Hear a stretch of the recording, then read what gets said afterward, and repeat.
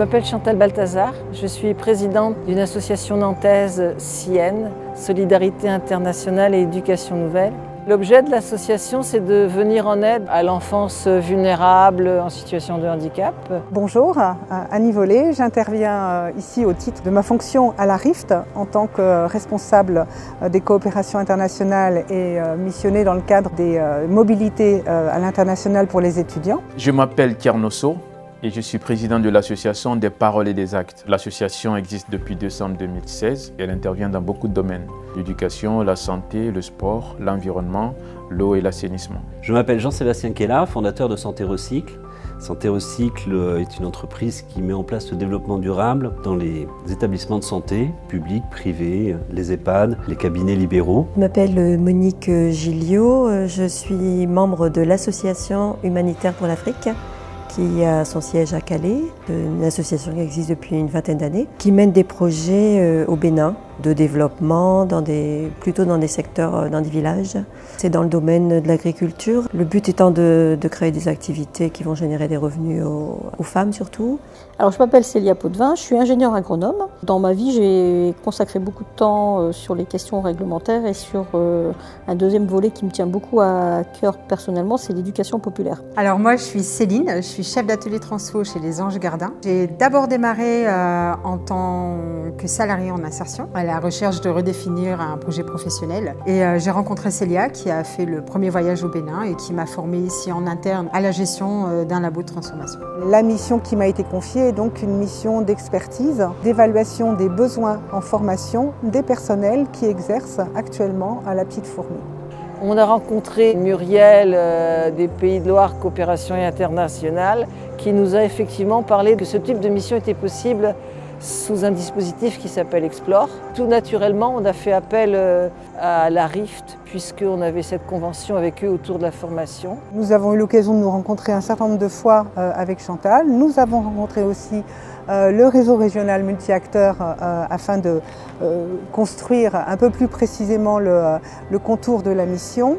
Et puis elle s'est déroulée sur une quinzaine de jours à Kribi. J'ai connu Explore à travers S'entraider, qui m'en a parlé au cours d'une des rencontres que j'ai dû avoir avec les responsables de S'entraider. Dès qu'on a mis Explore sur place, on m'en a parlé rapidement du dispositif et moi j'ai trouvé que c'était quelque chose de génial et on avait un besoin qui était là et puis on s'est dit on va essayer de tenter notre chance pour essayer de répondre à ce besoin-là à travers Explore. C'est une mission qui est sous forme de... On fait exactement notre métier, voilà, avec un côté un peu plus exotique, puisque c'est vrai que là c'était en Guinée. C'est du mécénat de compétences, c'est-à-dire qu'on va mettre à disposition ce que l'on fait au quotidien dans notre entreprise pour un pays étranger, pour une cause. Et c'est là où on transmet effectivement nos valeurs. Donc la première demande de spécialistes dans le cadre d'un programme Explore, c'était surtout sur l'aspect validation technique, pour savoir si le processus qui avait été mis en place, il était conforme sur la qualité du produit. Pour savoir si ce qu'on avait mis en place en modalité de durée de chauffage, par exemple, si c'était suffisant pour que le produit soit de qualité et qu'il soit consommable sans risque. Alors Monique est venue nous voir pour HPA et pour nous demander conseil au départ. Parce que son association travaille avec RIPAD sur le Bénin, sur le développement peut-être d'une unité de conserve de tomates. Donc moi j'ai un petit peu travaillé avec Célia avant son voyage au Bénin. J'ai tout de suite été investie par ce projet, de travailler avec elle, même à distance. Alors pour moi le Cameroun c'était complètement une découverte, je ne connaissais pas du tout l'Afrique subsaharienne. Donc une appréhension non, mais principalement parce que je savais que je ne partais pas toute seule.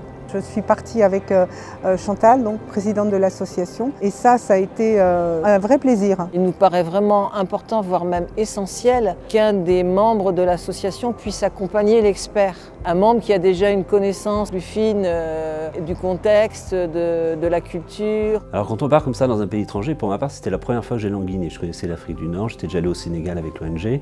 La Guinée c'était la première fois. La première chose que l'on fait bien évidemment c'est qu'on cherche, on se renseigne sur la culture locale. Il y avait un contact permanent avec Jean-Sébastien et puis Pacte Guinée qui était là, le partenaire local qui s'est très bien occupé de lui, qui l'a réceptionné à l'aéroport, l'a conduit à son logement. Pacte était présent avec Jean-Sébastien durant toute la mission.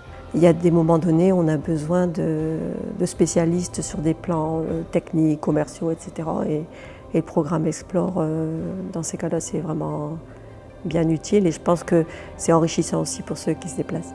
Donc j'étais partagée entre mes angoisses d'aller au Bénin et mon envie quand même d'aller aider. Du coup, Monique a réussi à me convaincre de passer au-dessus de mes angoisses et je suis partie au Bénin.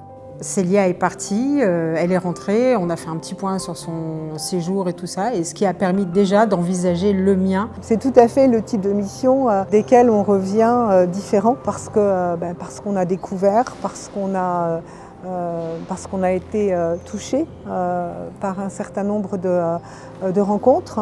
Alors une deuxième mission est en train de se préparer. Justement, donc de toute façon, oui, c'est parce que j'en ai envie, bien évidemment, et que la première s'est très bien déroulée.